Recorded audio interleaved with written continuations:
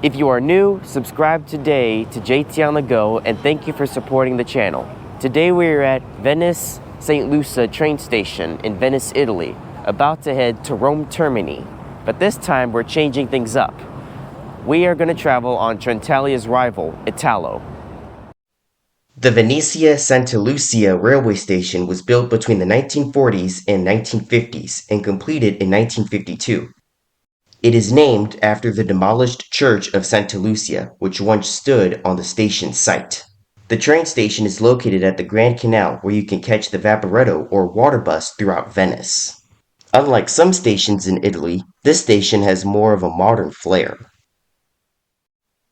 The station has several eateries, shops, and looks like a mall in the Western Hemisphere.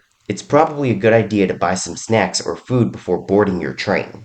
Besides Trenitalia and Italo, you can catch OBB to several cities in other European countries like Vienna, Austria, Stuttgart, Germany, and Munich, Germany. We are here to travel to Rome on Italo. Italo was the very first private high-speed train operator after they began service on April 28, 2012. Ever since, they have been a game changer for rail travel in Europe. In later years, other private rail companies began appearing all over Europe, which led to increased competition in the high-speed rail travel market. When contrasting Trenitalia and Italo, there are lots of things that you need to know before choosing which one to book. Here comes our train. It's one of Italo's Evo train sets. They currently operate two train sets. This one and the other is the Italo AGV train set. Italo offers two types of fares, Prima, which means premium class, a business class equivalent, and Smart, equivalent to coach class. Venezia Porto Marghera is where Italo trains that are leaving Venice before 12 start their journeys towards Naples or Milan from Venice. The paint scheme of maroon, gold, and black is a decent mix. If you want to know which coach is your preferred class, look on the coach just above the windows. Time to board. It looks like the interiors were cleaned down before the train came into here. The final destination of this train is Napoli, or Naples in Italian. Roma, or Rome in Italian, will be one of the stops it makes. We're now leaving Venice St. Lucia train station. Our first part of the journey will take us across the causeway. Venezia Porto Marghera is still in Venice. It's just one stop away from Santa Lucia on the other side of the causeway. If you need the earlier trains, you will need to take the local trains which depart Santa Lucia frequently. Italo's Evo high-speed train sets started service back in December of 2017, so they are still relatively young. Italo Evo train sets can make tilts when turning. Trains tilting while turning can lead to them making the turns faster. Our train did not have a cafe car on board. Instead, there were vending machines that you can use euros to buy a snack or preferred beverage. This is why I recommend getting food and snacks at the train station. The machine next to the vending machine makes coffee. I'm about to explain the downside from this by purchasing a Coke. It only costs €2.50, while most drinks in there are cheaper by -€1. Don't forget to press that button on top after pressing the number of the slot your drink is in. And the downside is that it's not cold, it's room temperature. Italo train sets don't have cafe cars in order to accommodate more passengers. Because Italo operates on the same high-speed lines as Trenitalia, they are both basically competing to transport travelers between Italy's big cities. I recommend using Trenitalia when traveling to small towns like Pisa and the Cinque Terre. Italo Evo train sets have a top speed of 250 km per hour or 155 miles per hour. The trip time between Venice and Rome will be roughly 3 hours and 44 minutes. The ticket prices can range from €49.90 to €64.90, depending on the day of trip and the time of departure. It took me a while to recognize this, but for the first half of the journey, we are traveling on the same high-speed line that we traveled on from Florence to Venice on Trenitalia's Frecciarossa 1000, which is the main competitor to Italo's service. There's another Italo Evo heading in the direction we just came from. Our earlier stop was Padova. We are traveling in Prima class. we got ourselves a seat by a table again. And it gives you plenty of space. There are drink holders to prevent drinks from sliding when the train is moving. Bottles can be stored between seats below the armrests. Speaking of armrests, there is one in the middle for each person to prevent arm bashing over just one between them. There are also mini garbage cans by the window. Charging ports for adapters and USB plugs to charge devices are below the seat.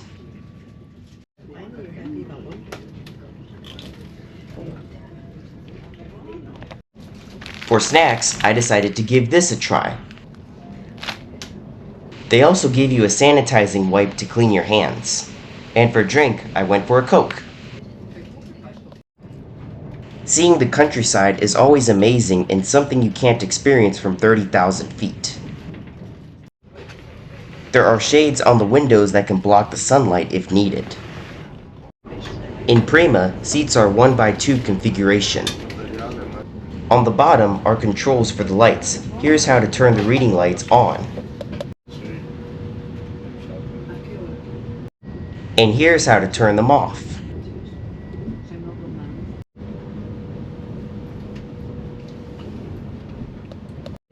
There are also places to hang coats. Luggage can be stored in these shelves overhead the seats. Larger luggage that can't fit on the shelves can be stored here on the racks by the door. If the door senses you, it will open automatically, or you can just press the button to open it. Crossing between carriages is a breeze, because there are handlebars to hold onto. TVs over the aisle tell you the status of our train. We're on time.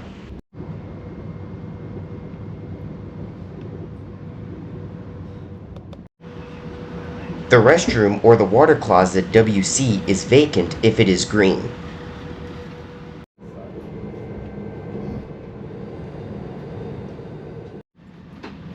We made a quick stop in Ferrara. Time to check out the restroom.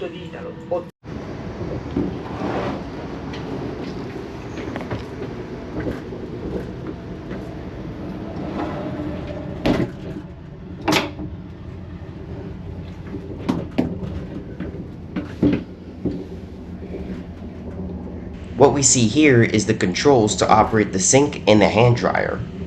They also have braille versions of what is being said here.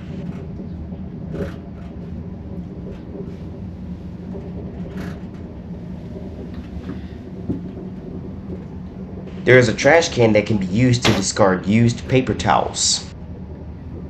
Paper towels,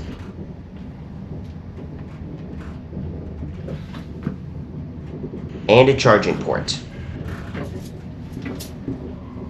And here is the toilet with the green button being the flush button.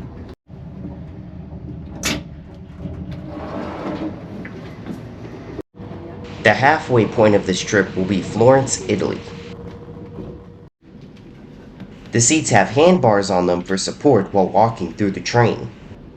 If the WC sign is red, that means the restroom is occupied. Some tracks have a small but important detail to them.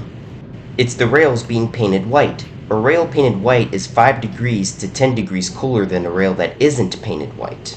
Cooler rails help prevent tracks from buckling, which may cause trains to run slower. This is called a sun kink, where a buckle or distortion in railroad tracks is caused by extreme heat. We are getting close to Florence.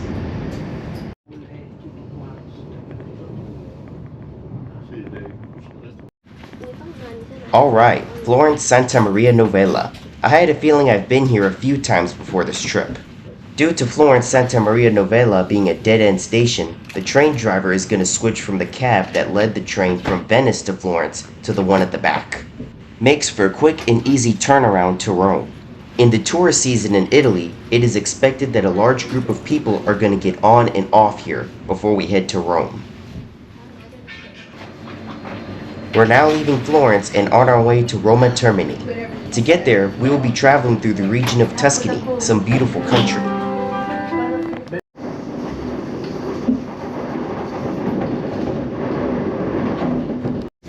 Here's the cookie that I did enjoy on this trip. They served the Prima class with snacks again because there are new passengers that hopped on the train back in Florence. The name of the high-speed line we will be traveling on all the way to Rome is the Direttissima. There is a slower rail line that also travels between Florence and Rome, and that is more scenic than this. If there was track work on the Direttissima, then our train would use the slower route, but that would result in a 25-minute delay. Lucky for us, that won't be the case. We will be on time. We're beating all of the road traffic. This line allows trains to go 250 kilometers per hour or 155 miles per hour. The first half of the Direttissima opened in 1977. The remaining section was completed in 1992. Despite it being recommended to travel between Florence and Rome by car, many people prefer to travel on high-speed train through Tuscany.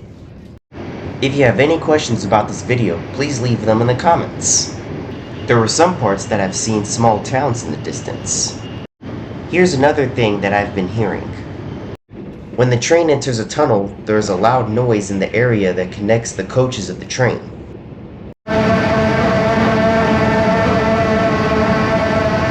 You hear that? You can hardly hear it when the door is closed, but if it's open, you can hear it. Tuscany does have lots of great wonders, but this train is not stopping at any town it passes through here. It's a straight shot to Italy's capital, Rome. We are nearing Rome. Italo is great for traveling between Italy's big cities, but if you are traveling between small cities, I recommend Trenitalia. Before Roma Termini, we will be making a stop at Roma Tiburtina, another train station in Rome.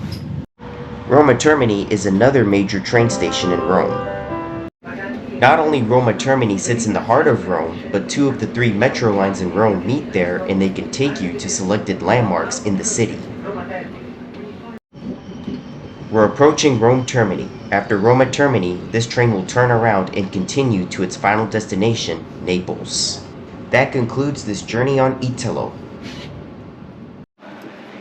If you enjoyed this video, please like this video, comment, subscribe, and be sure to ring that notification bell so you won't miss out on future videos right here on JT on the Go. Take care.